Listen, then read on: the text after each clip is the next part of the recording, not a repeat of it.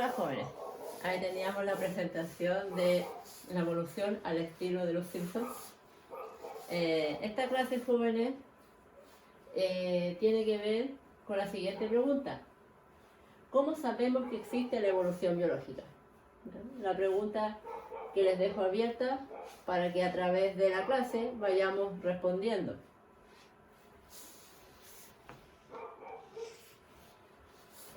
Tenemos tres objetivos. Vamos a conocer dos de las principales evidencias que prueban que la evolución es un hecho. Hay otras más que las vamos a ir viendo a través del transcurso de este curso. Vamos a formular hipótesis y valorar el aporte de los científicos para comprender el mundo en que vivimos. Vamos a inferir características de seres vivos según la evidencia fósil. Esos van a ser nuestros tres objetivos de la clase.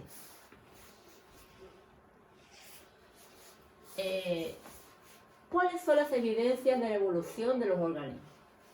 Para poder responder esta pregunta, jóvenes, nosotros tenemos que tener claro dos conceptos, ¿cierto? Que es el concepto de evolución y el concepto de evidencia. ¿Pero qué es la evolución y qué es la evidencia? La evolución es la transformación de las características de las poblaciones de seres vivos a lo largo del tiempo. Es decir, la evolución son cambios graduales que suceden en las especies para una mejor adaptación.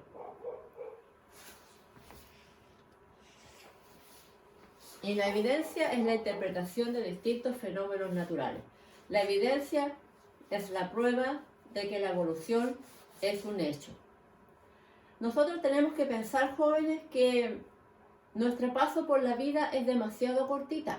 Es muy corta nuestro paso por la vida. Entonces no vamos nosotros a ver todas las evoluciones ni los cambios que se producen en la especie. Pero para esos jóvenes tenemos científicos que a través de estudios y pruebas científicas van a dejar la evidencia de que la evolución es un hecho.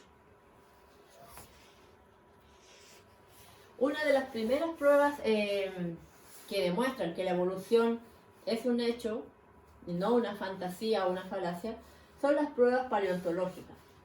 Jóvenes, los paleontólogos son los que se dedican al estudio de los fósiles. ¿Y qué son los fósiles? Son restos de seres vivos que vivieron hace millones de años atrás, ¿cierto?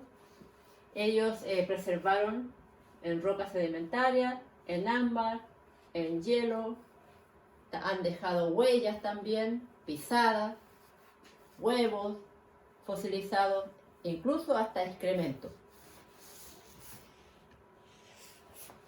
El registro fósil, jóvenes, es cualquier indicio que permite inferir la presencia de seres vivos.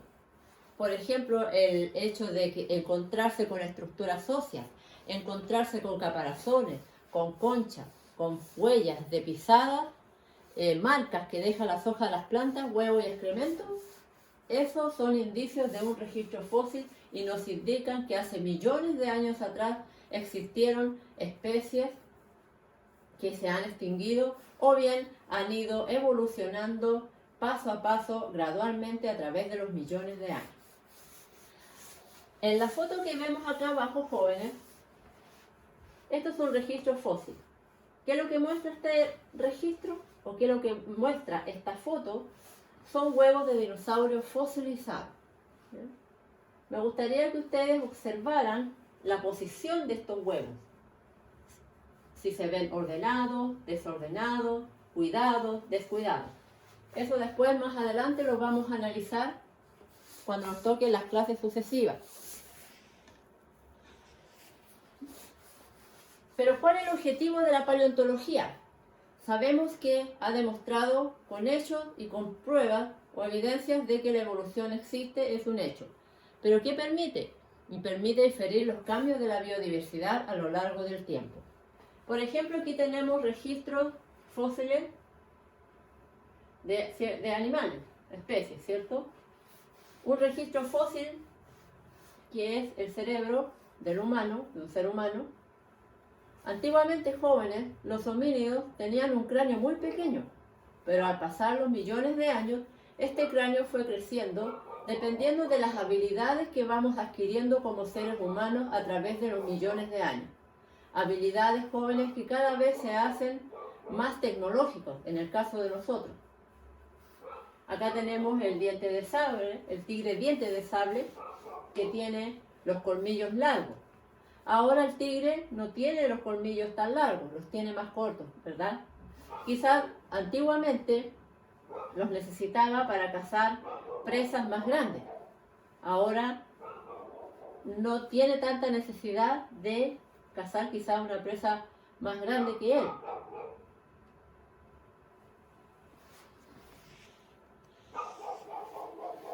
La otra prueba, jóvenes, que demuestra que la evolución es un hecho irrefutable es las pruebas biogeográficas. Siempre nos hemos preguntado, o más de alguna vez nos hemos preguntado, ¿por qué ciertas especies están en un lugar pero en otros no? ¿Por qué hay especies que se encuentran, por ejemplo, en un determinado país, pero uno viaja a ese país o averigua de ese país y esa especie no se encuentra? Ya sean plantas, ya sean animales, sean pájaros, etcétera, etcétera. No las encontramos en un lugar, pero sí las podemos encontrar en otro. Esta explicación la dio el naturista Charles Darwin, que él viajó por 5 continentes en su barco Beagle, ¿cierto? Pero antes de continuar, yo quiero especificarle o bien definirle el concepto de biogeografía. ¿Qué es lo que estudia esta ciencia?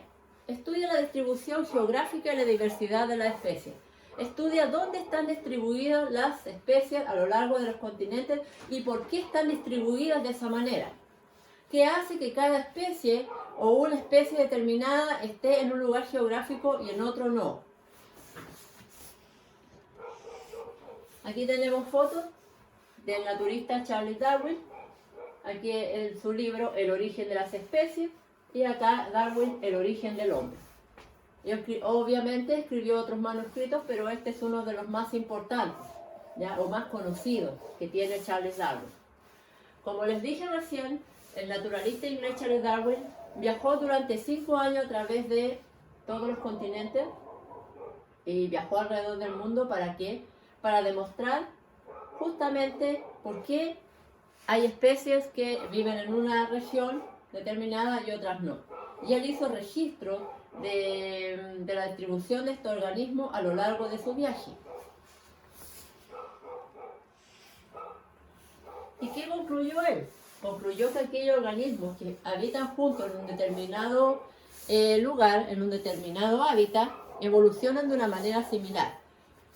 ¿Por qué se debe esto? Porque seguramente esas especies están emparentadas, ¿cierto?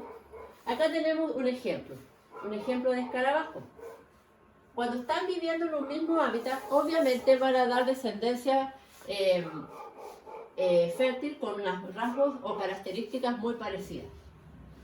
Pero cuando esta misma especie es separada por un río, puede ser separada por una montaña, puede ser separada por un monte, puede ser separada por una barrera física X, estas mismas especies que convivían juntos en los mismos hábitats comienzan a separarse.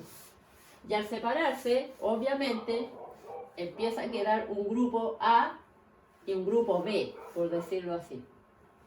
Cuando pasan los años, millones de años, este grupo A se va a separar de este grupo B porque no va a poder haber una cruza entre ellos, ¿cierto? Y esto va a tender a que se puedan generar especies nuevas. Si ustedes se dan cuenta, en este dibujo de acá, los escarabajos tendieron a incorporar otro color. ¿Qué color? El verde y el café. Y sin embargo, el grupo B quedó prácticamente igual. ¿Qué quiere decir aquí? Que hubo intercambio de alelos, ¿cierto? Los alelos, que son segmentos de genes que llevan la información genética de cada especie. cuando esta barrera física o geográfica es sacada de ahí, por ejemplo en el caso de un río, cambiaron su cauce, después de muchos millones de años, estas especies se vuelven a reencontrar en el mismo hábitat, pero la cruza entre ellos ya no es factible. ¿Por qué no es factible? Porque se han creado dos especies distintas. Lo que le explicaba recién, cuando ciertas poblaciones quedan aisladas unas de otras, en la figura están aisladas por un río, ¿cierto? Aquí tenemos un escarabajo amarillo y escarabajos café, o escarabajos medio rojos, como ustedes quieran verlo. Ellos ya generaron diferentes especies porque esa separación física hizo que, a pasar millones de años, los alelos se fijaran en genes diferentes, en información genética con características diferentes.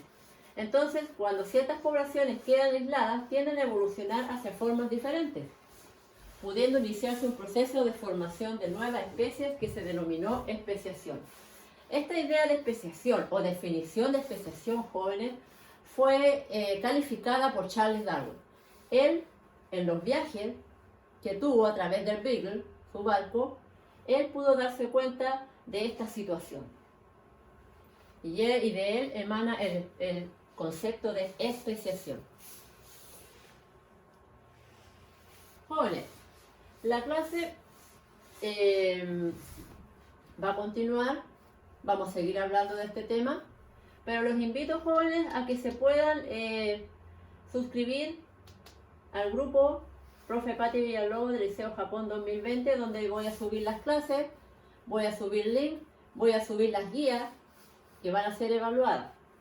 También, jóvenes, los invito a seguirme en Instagram, en Profe Patti Villalobos C, donde ahí también subiré cierta información y, si es posible, se puede hacer una clase en vivo, dependiendo de la conectividad.